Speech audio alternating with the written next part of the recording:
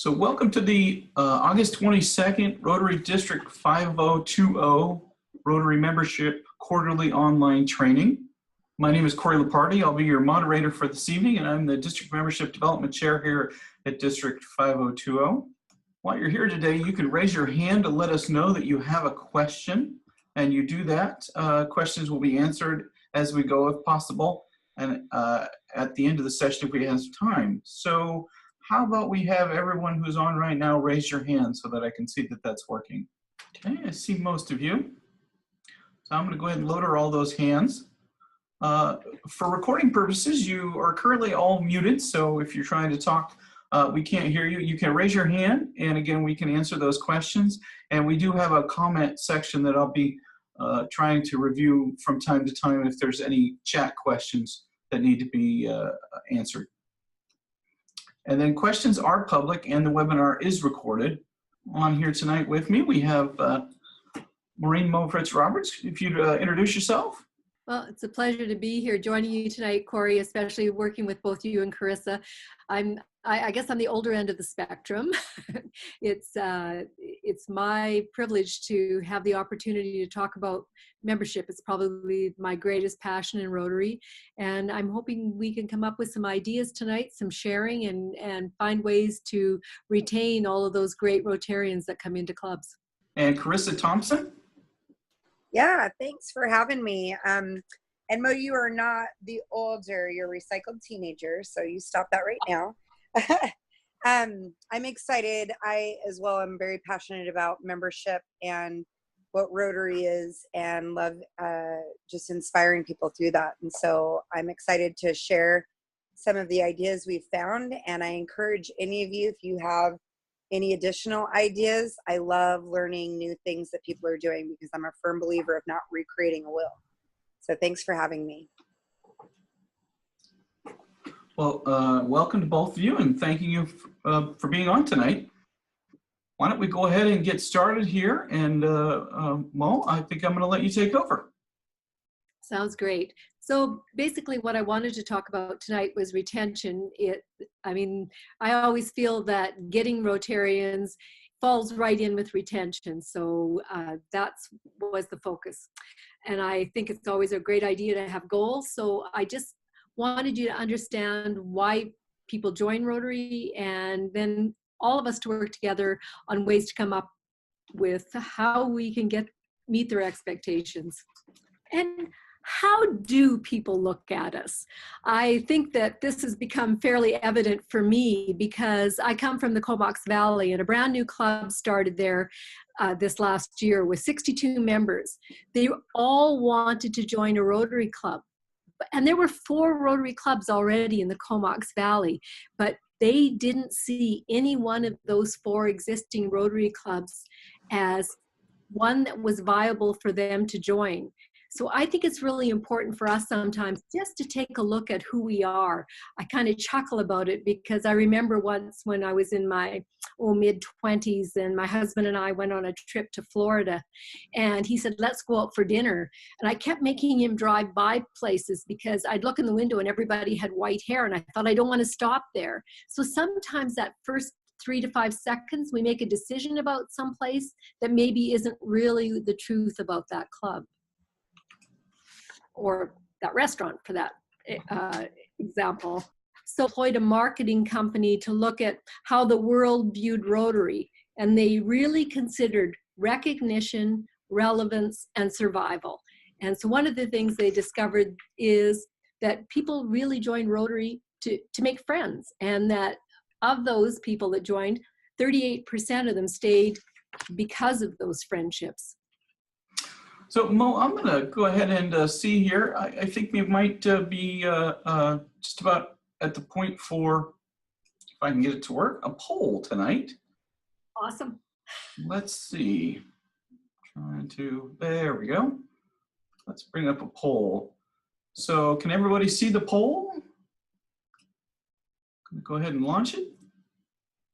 So how often does your club get together for social events?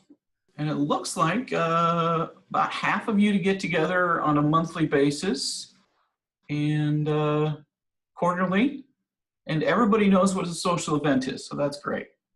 No, that's pretty impressive. I think that we've done a lot of things in clubs, and I've just come up with a few examples there, and I think I'd really appreciate hearing what other people had to say. I know that you can do things like encourage a bring a friend night, you know, show that you have a culture of friendship is probably a really important thing, and it looks like the majority of people do. If you're already looking at it monthly, that's a significant number. And I've always been a proponent of one of the things that builds friendships is to bring more than one person in at a time to a club. So if you do, you know, have a new member joining, it's really nice if you can have two of them join at the same time, because then they don't feel like they're the only one asking a question. And there are lots of ways to touch those friendship touch points. And I, again, would be really interested if you consider what yours are and either share them at some point during this presentation or send them to Corey. Next one is the impact of our communities. I mean, what would your community look like if Rotary disappeared? And we know people join to have a local impact, especially younger individuals in the community. If you have younger members joining your Rotary Club, it's generally speaking is they're more involved with what's happened locally, and in turn almost the same percentage stay because of that impact. And so what do you provide your members? Well, Mo, I think we have another poll here that we might want to launch. Let's see. How often does your club do a service project? Quarterly looks like quarterly is the majority of people. So you do a quarterly service project. We have some monthly. And everyone can at least remember the last time. Well, I just want to applaud those who are doing it monthly, because the more involved you have your club members, the more connection they have with the club. Because if they're doing a project once a month, you can bet they're talking about it in your community. And I'm just looking at it. I was just out shopping today, and everything is back to school. And you know, what better time than right now to go to your local schools and ask if there's kids who come to school without the tools they need to start the year. You know, have a backpack project instead of a speaker for one of your meetings, and have club members show up with a backpack they've purchased.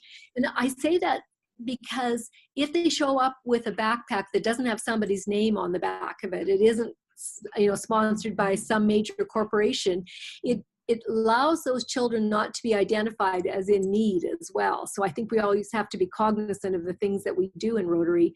And you know, if it's an opportunity to send those kids equipped. We just did it actually in our club, and the person who got it together said it costs on average $100 to get those kids equipped with all of the things that they need to start the year. And I suspect that there are more than a few families that would find that one more incredible reason to talk about what their Rotary Club does in their district. Again, I'm going to ask you for your ideas and the things that you've done that are successful, because the more things that we can bring to our monthly meetings, I think the more engaged we make our Rotarians. And networking. Okay, so what can I say about networking? It's 18% joined for it and 5% stay to network. And one of my favorite lines is that look at all of the people around you that you know in Rotary who come out and volunteer, and no matter what they do as an occupation in the community, they just volunteer their time. And I always thought, you know, if I was going to hire somebody and I look around my club and say, okay, there's somebody who does roofing and I need a new roof on my house. Look at all he does for nothing in my club. Imagine what he'd do if I actually paid him. So there's lots of networking that happens that you don't even think about it. And I think we have to make sure that we allow our members to talk about their business. I went on a national immunization trip to Ethiopia, you know, where you immunize kids against polio, and I met a young woman there. And She hadn't traveled there because she was a Rotarian. She was there because she was on a vacation. She went to see the historical sites that were there. Her job was a Mary Kay salesperson. But when she was there, she saw a need for women who were waiting to get into a hospital to get an operation, and they couldn't get the operation because they weren't in good enough physical shape to manage to go through the procedure. And so what she decided to do was open up a place for these women to go. And so she took her entire income as a Mary Kay salesman and used it to fund that project in Ethiopia, and she still does. And so, you know what, when we talk about vocation, it really matters. And so we should be applauding the things that people do, because it's through their ability to have a job that money comes into Rotary at your club level and at our foundation level. Recognition. Now, I have to tell you, this is probably my weakest point, because I come from a generation where you didn't talk about the things you did. You just did them, and you did it because it made you feel good, and you weren't supposed to brag about the things that you do. But you know, we should be bragging about the things that the members of our clubs do. And we should set up a program with specific guidelines so people know what it takes to be recognized. It's just not who we like better. It's look at the amazing things that are happening, you know, with the people that are in our club, with their families. And it's something that if you aren't already doing it, I would really encourage you to do. And if you are doing it and you've got some great ideas, please share them, because we all get better at what we do if somebody will share a success story. Okay, you have to read the joke. And I won't be able to tell if you laugh or not, but I'm a Big Bang, fan, so I had to toss that in. But knowledge is power. And this survey that Rotary had found that 3% join to learn and 3.5 stay for that learning opportunity. So it's something that we need to consider as an important fact. So I'm going to ask you to reach beyond your club. For example, I hopefully you all saw the request that came out to find a district trainer and people who want to be involved in district training. So when something new happens in our district, when there's a new need, and let's take, for example, youth protection. We have set up a new policy. We need help making sure that everybody in the district understands what that's about. And so we need to encourage club members to volunteer for area and district committees. And right now we're looking for people that will be a trainer in their area. So it's the chance to use your skill set as somebody who likes to talk to other people and to give them knowledge, to stand in front of a room. And it doesn't mean that you have to, give up hours and hours, but it's an opportunity to help your fellow Rotarians within your area understand the things that are out there in Rotary. Again, if you are interested or you know people that would be good at this, share that, because this is a district of 4,700 Rotarians. It takes a lot of people to make this happen. Okay, global impact. We're an international organization. How many of those are there out there that are as effective as Rotary? I can tell you, when I joined Rotary, I was already totally immersed in my community.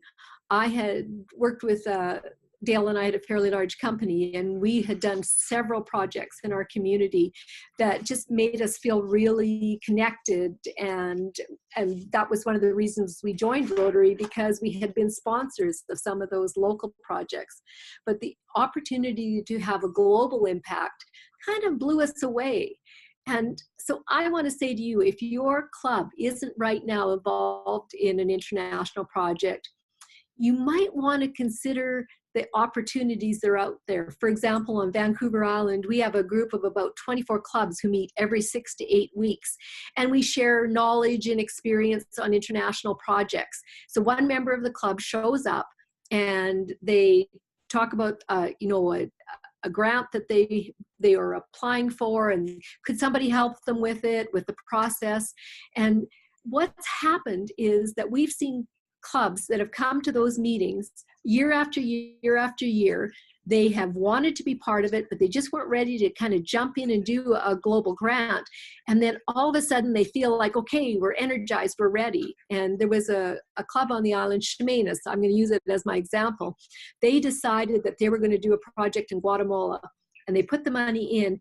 And what happened is 30% of their club went on that project and worked hands-on.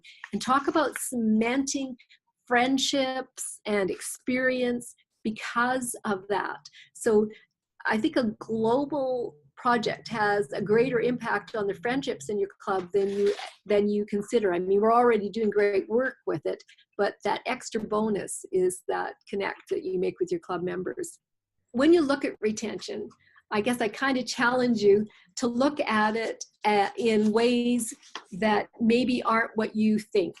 There's the opportunity to kind of reduce meetings and increase service.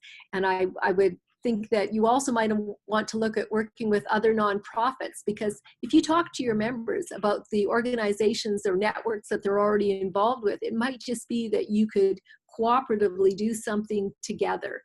And I'm always on this path about, encouraging leaders, because I know with 4,700 Rotarians in the district that there are going to be people out there with incredible ideas that we should be tapping and using.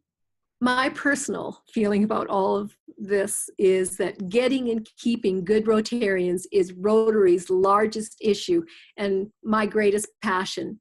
Without Rotarians, the work we do in the world just wouldn't exist. So in the words of past Rotary International President Rick King, mankind is our business. The success of our business depends on the success of our focus on membership. So I just want to thank you all for the opportunity to share my concept of membership and retention. And I'm open to questions at the end of this session, or you can phone me, you can email me. I'm there because this matters a lot. And I really have to tell you how privileged I feel to be working alongside Corey and Carissa, because they really are engaged Rotarians. And Carissa, if you are ready. I am. Great. Take it away. Hello. I was invited to talk a little bit about how to build people into great Rotarians. And a lot of it starts from the very beginning, as many of you probably know. At any point, you can email me, ask me questions, but I do really encourage people to utilize other resources such as other membership chairs, other clubs. I like to go visit other clubs and find out what they're doing that I enjoy, that maybe I can help incorporate in our own club. Or maybe some things that I'm like, oh, I don't know that would necessarily work, but maybe we can put it in, a file for later, because maybe as our club progresses, it may work later. So that's been a tip that's been really great. So Carissa, I believe we have a poll that we're going to go ahead and launch here to start off your presentation. Yes. Okay. So right now, I'm just wondering, how many folks or how many clubs have an onboarding process? So if you have like an onboarding process for your new members, or some kind of, program put in place to make sure that when people come in as a new Rotarian, they feel welcomed, they get their blue badge as soon as possible. They have certain stipulations that they have to meet. Okay. Do you have them, met up with a mentor, those kind of things? So it looks like we've got the votes we're going to get here. So I'm going ahead and end our poll. And it looks like about half the people do, and it is documented. And then 27% say yes, but we don't have it written down. And then 20% said, what's a new member onboarding process? So yes. I think this is perfect time for you to take it away there. Go ahead and share those results. Perfect.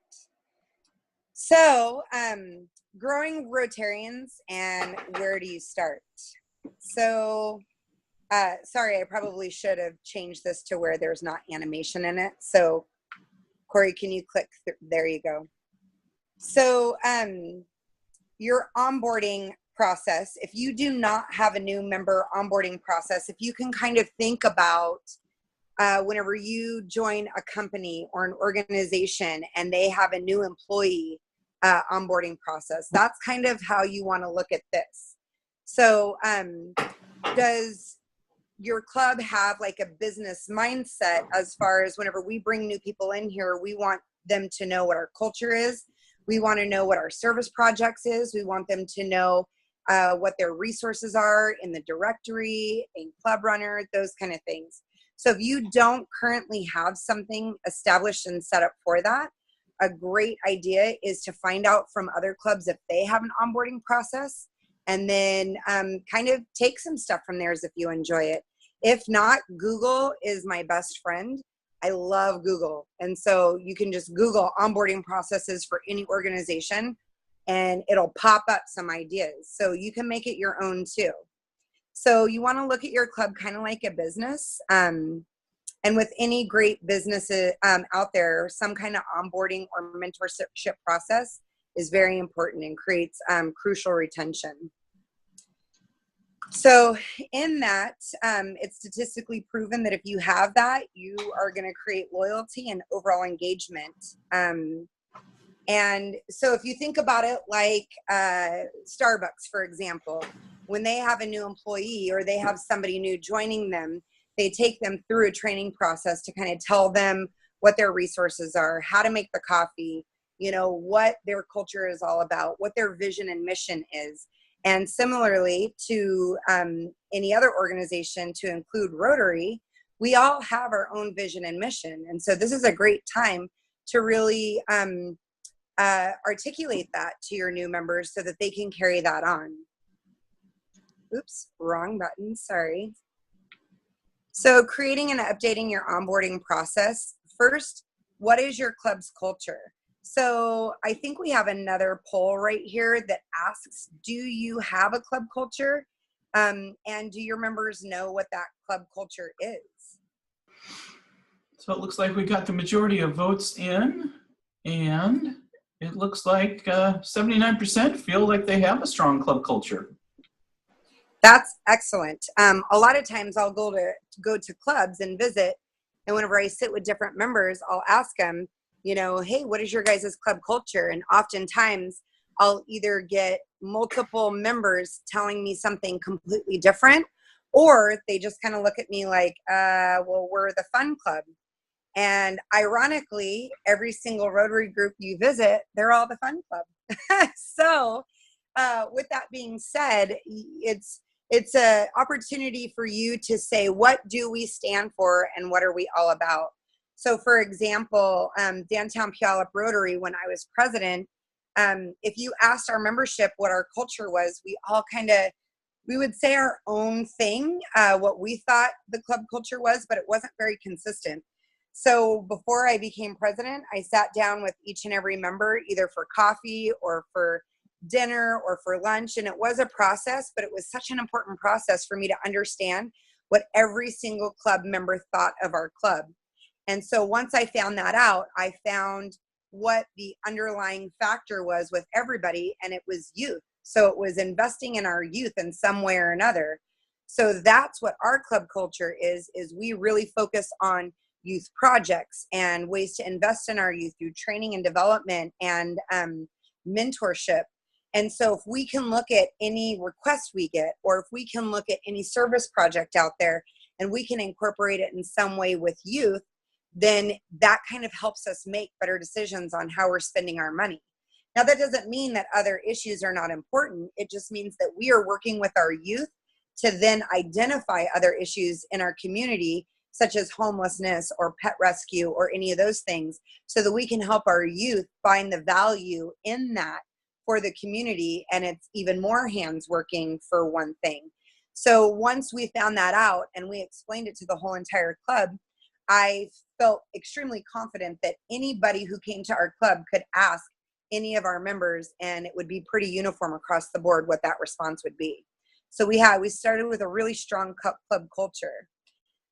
Also, the thing that we looked at was what did we want our visitors or potential new members to experience when visiting our club? You know, whenever they walked in, did they, you know, walk in and they're like, okay, well, what do I do? Where do I go? I see some people grabbing badges. Am I supposed to go over there? Some people are checking in, you know, and every Rotary Club is a little bit different. So, you know, having a visitor mentor whenever they first walk in. So they first walk in, the greeter, you know, identifies that they're a visitor, and they say, let me get you in touch with one of our membership committee folks, and they instantly partner them up. And then that person walks them over, you know, to the sign-in desk and gets their lunch going and introduces them to a couple people. So it just kind of takes that pressure of, oh my gosh, what's going on? I've never been to a Rotary Club and I don't know what all of this is. It takes that completely away for them, and they feel like they have an instant friend in that. What type of new members do you want to solicit? You know, that's something that we'll kind of talk about in a little bit. And then once they become a new member, what is that actual new member process? So once they've visited, they've enjoyed their visit, they want to sign up, what does that new member process look like? So we're going to kind of dig into some of those topics right now. Sorry, Corey, go ahead and flip through. Okay. So for club culture, and it sounds like a lot of you guys already have it, again, that's just going to be what is your purpose or your direction. If each member had a 1-minute commercial, could they say it with confidence? And this would be a great, like if you have a speaker who maybe doesn't show up, I know none of us ever have that problem, but if you ever have that situation or you can't find a speaker for your club that week, maybe take the opportunity to do this. Say, hey, can we get a couple of members who want to get up and take a stab at, you know, talking about our club culture? If you were in an elevator with someone who just moved into the area, what would your elevator speech look like? So that's a really great time to kind of have people talk about it, because then it also offers the opportunity that maybe they talk about things that you didn't really realize about your club, but that you actually are seeing now that they've brought it up. So I find that the most passionate Rotarians are the best people to meet for one-on-ones with new potential members. They're your best word of mouth. So if you're sending them out to networking groups, or if you're sending them out to talk to the community, they're amazing at that because they're really going to get people invested. So who to solicit and how? Number one, let me back up for a second. We at our Puyallup Club, when I first joined, with a lot of Rotary clubs, you could look around and it's a lot of older, you know, men, and there wasn't a lot of inclusion as far as different ethnicities or religions, and even the female-male ratio was pretty way out, you know, it was significantly different. So the first thing that you want to do is you want to look at your club and say, man, what's missing from our community? So if I walked outside and walked in a 5-block radius, who are the people that are missing from our club? And you want to evaluate this on a yearly basis, if not more. If you can be more cognizant of it on a consistent basis, then absolutely. But if not, then I would at least take a look at that every year. The other thing that you might consider is if I'm looking at our club and we have tons of real estate agents and we have tons of insurance agents, well, maybe we might benefit from having somebody who's a photographer, or maybe we might benefit from somebody who has, you know, a marketing background or can do, you know, websites. I know in our club, particularly right now, I'm doing PR, and good luck with that because I'm not very tech savvy. So we would absolutely benefit from having someone who does web design and, you know, does PR for their own, you know, organization. So look at your club and see what components are missing. And then what I typically do is, like, I've gone in and just Googled, you know, Puyallup PR representatives, Puyallup photographers, And then all these people come up and I get to go in and read their bios or go in and look at them on Facebook or LinkedIn and see, okay, do they have a passion for serving? Is their company invested in the community? And if so, that's probably the kind of person that we want to go after because they already have the culture in themselves. So if you're looking at growing your club, some other really great examples of some effective tools, join a Chamber of Commerce. Our Puyallup Rotary is actually part of the Puyallup-Sumner Chamber of Commerce as a member. So we go to Wake Up with Chamber every Thursday and we interact with people, and we have several different people from our club doing that. We go to the business breakfasts, we go to the annual event, we go to some of these other networking groups as far as opportunities with Chamber, and we participate in that. And then they get to know Rotarians as people. We talk about our service projects or our crab feed or any of the things we have coming up, and people start getting really interested in wanting to serve.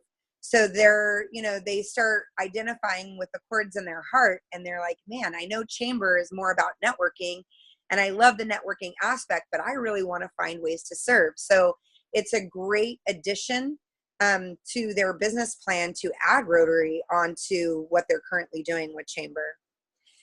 The other thing is PTAs. That's a really great idea, as well as churches. And again, Google is a really great resource for that.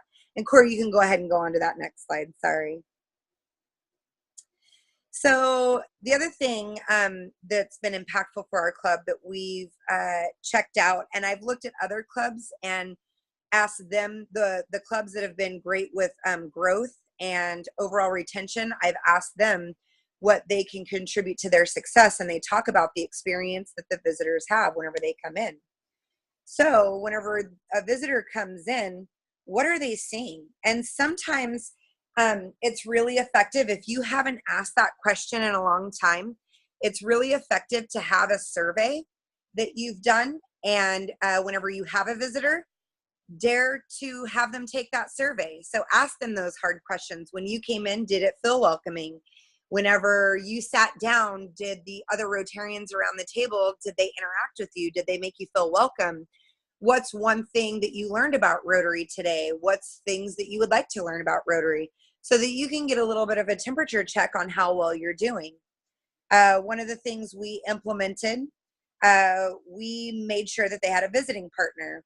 So we have a membership committee in our club, and it hosts about 6 strong Rotarians. And so there's a list of those 6 strong Rotarians that whenever there is a visitor, that greeter looks at that list and sees that we have, a couple of our membership committee members, and they get them to them right away. So they connect them to them so that they can go through the process of really helping them feel connected. Have a printout that explains what they can expect. I don't know about all of you, but my very first Rotary meeting, I had no clue what Rotary was. My boss told me, go get connected. Here's some opportunities. I went in, I checked out Rotary, and I, went and got my lunch. I sat down, and all of a sudden this bell rings. And I'm like, what is going on? And everybody stands up, and I'm like, I didn't get the memo. I don't know what to do.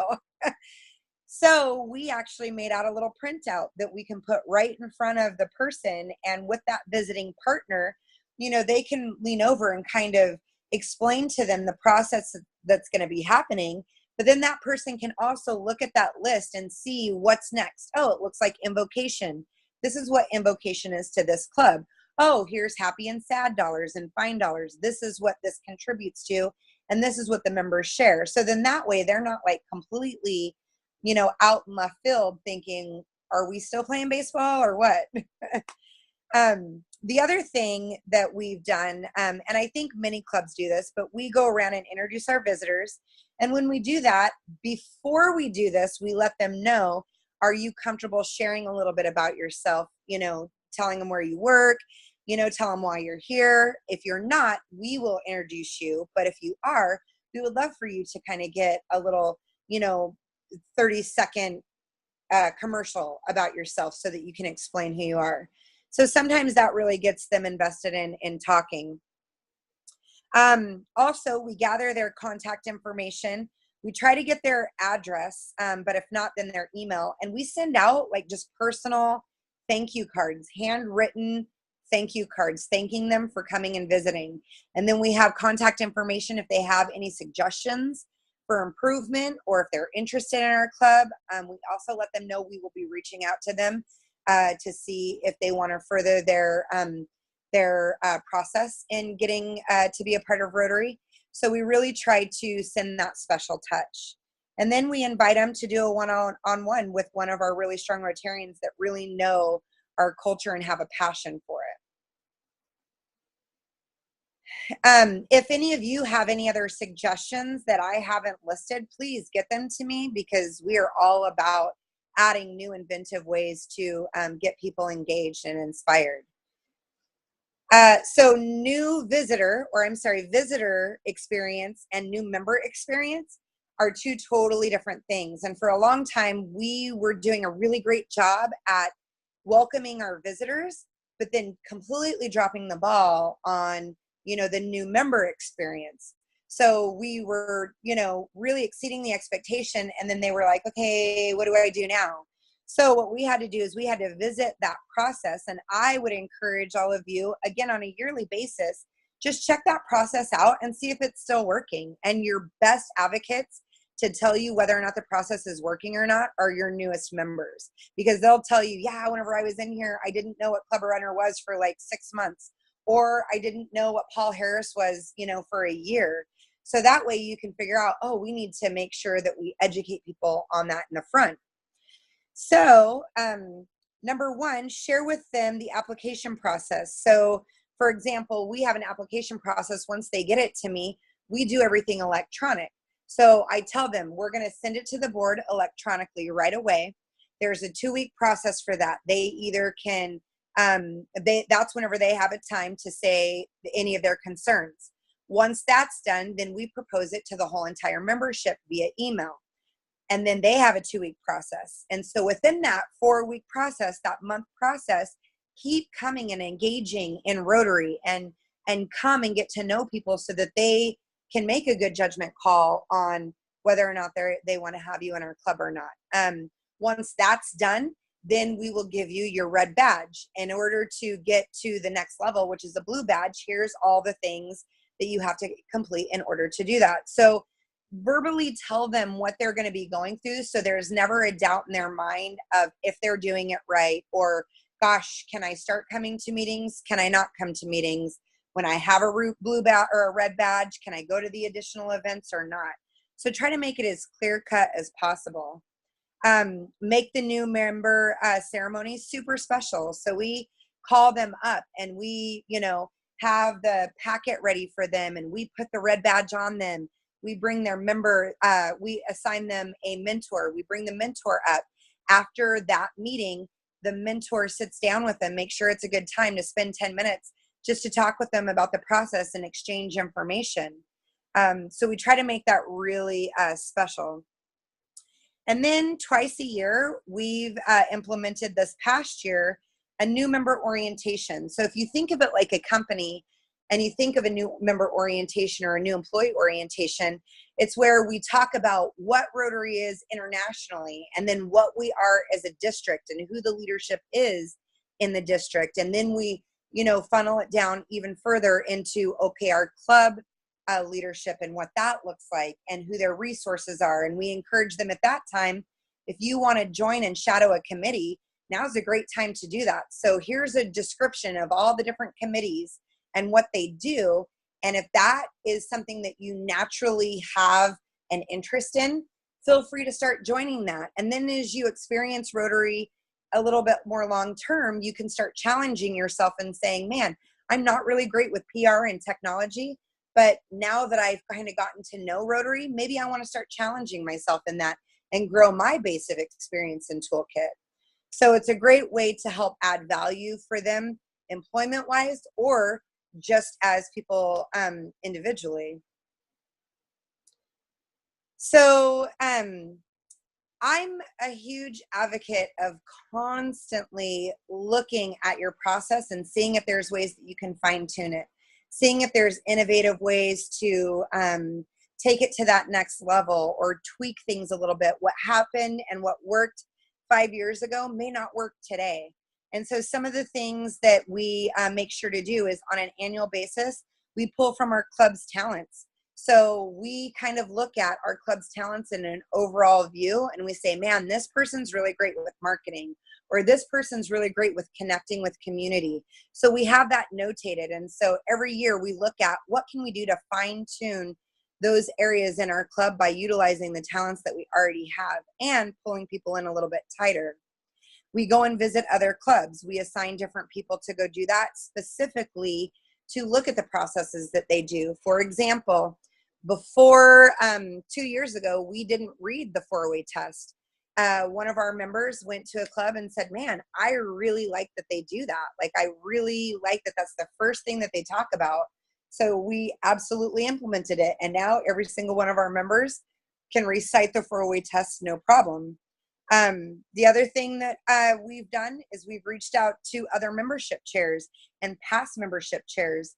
I mean, if you listen to just Mo's presentation single-handedly, man, she is a great resource of so many great ideas. And so, you know, it's things like that that you can jot those things down and say, man, whenever we had a little bit of time to do some adjusting, I'm going to reach out to that person and find out what they were able to do and how they were able to implement it. Also, looking at local businesses in your area that have a really successful onboarding process. Like I said earlier, Starbucks has an amazing one. Amazon has an amazing one. Chick-fil-A. If you look at some of these businesses and their culture, and you even read on their websites how they bring their new employees in and how they welcome them and get them engaged, those are the same things you can be doing with your service club. I mean, ultimately, you want retention. You want people staying with you. And there's no better way to engage a volunteer than having them feel special. And Googling it, you know, Googling anything on onboarding or orientation tips is always hands down so informative. We have an amazing resource in the internet today. And I absolutely would encourage people to do that. And never, ever feel like you have to recreate a will or that you have to start the process of invention, because onboarding and engaging people and engaging employees has been going on for generations. And so there's really some great things that you can do, especially generationally. You can find out how to engage your different generations. So what millennials find engaging is different than what Gen Xers or Gen Y or, you know, some of the other generations. So those are some things that are really important to look at too, is if we're trying to get older, more experienced folks in our club, how do we engage them? If we want younger, or if we're looking for, you know, PTA members or, you know, specific groups, how do we engage that? If we're looking for culturally different, how do we engage that? So Google is, like, hands down a great, great resource. Here's a couple of forms that we've created in our club. The engagement form, once we get a new application, we put the new member's name, we put the sponsor that sponsored them, and then we assign them a mentor. And that mentor is someone different than their sponsor. So now they have two people that they know and they can connect with. And then in there, we ask on there, we check it off. Did you invite them to lunch? Did you go through the guest breakdown? Did you give them the application? You know, did you send it out to the board and then to the membership? And then down below, the mentors portion, did they do their induction speech? Did they visit another club? And they're checking in with them on a consistent basis to make sure that they're getting them blue badged as quickly as possible. Once somebody has that blue badge, they feel like they're permanent there. And then the secondary piece on this other side is the blue badge list. This fits on the directory, so we just staple it right to their directory, and then they can keep track of it themselves. And so it's a great way for them to be able to stay engaged, and a great way for our mentors to be able to stay engaged with that new member process. And at this point, I am open to any questions. This is the first time that I've done a presentation over online. So if I talk too fast, I'm really sorry. if you have any questions right now, I'd love to answer them. Or if you have any suggestions on ways that you've engaged new members in your club, man, I can't tell you how much I appreciate that kind of stuff, because I feed off that. So if you have any suggestions, now's a great time. So we did have one question that came in via the chat line, and that was wondering from Marnie if anyone has done a stay survey of membership instead of an exit interview when it's too late.